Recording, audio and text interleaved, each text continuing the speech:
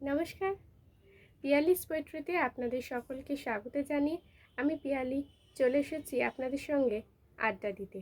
আজকে আমি যে বিষয়টি নিয়ে আলোচনা করব সেটা হলো আত্মসম্মান। প্রত্যেকটি মানুষের জীবনেই আত্মসম্মান থাকা দরকার এবং একটা ছোট মানুষ কিংবা একটা বড় গুণী মানুষ, সেই মানুষেরও কিন্তু আত্মসম্মান থাকে।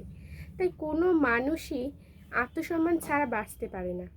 এবং আমরা যতই হেলাফেলা করি না কেন যে কোনো ছোট মাপের মানুষগুলোকে, সেই মাপের মানুষটিও যে হয়তো রুটির দোকানে কাজ করে কিংবা যে মানুষটির আয় রোজগার নেই, সেই মানুষটিরও কিন্তু আত্মসম্মান থাকে। তাই সেই মানুষটিরও কিন্তু আত্মসম্মান দিয়েই কথা বলা দরকার।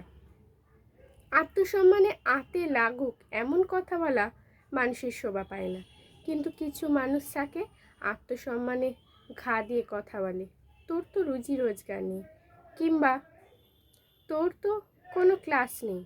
এই সমস্ত কথা বললে তখন সেই মানুষটি প্রচণ্ড রেগে যায়।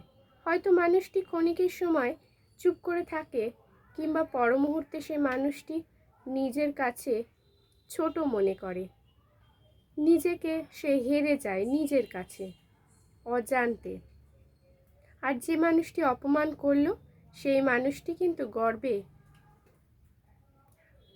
আনন্দে জাহির করতে থাকে নিজেকে, যে আমি একটি মানুষকে অপমান করে খুব খুশি হয়েছি। আদতে কিন্তু নয়, যে মানুষটি অপমান করলো সেই মানুষটি যতটা না ছোট হলো, যে মানুষটি অপমানিত হলো সেই মানুষটি আরও অপমান হওয়ার জন্য নিজের আত্মসম্মানে ভুগতে থাকে, নিজের অন্তরের কাছে ছোট হতে থাকে, নিজের ইগোর কাছে।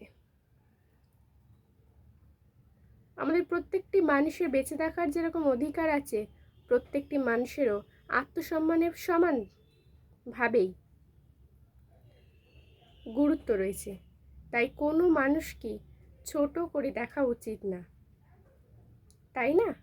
আপনাদের কি মত? যদি আমার কথাগুলো আপনাদের ভালো লেগে থাকে তাহলে অবশ্যই আমার পিয়ালিস পোয়েট্রি চ্যানেলটিকে সাবস্ক্রাইব করে দেবেন এবং ভালো লাগলে লাইক ও শেয়ার করে দিতে ভুলবেন না। টাটা। আবার কোনো নতুন বিষয় নিয়ে আমি আলোচনা করব আপনাদের সঙ্গে। ততদিনে ভালো থাকবেন। টাটা।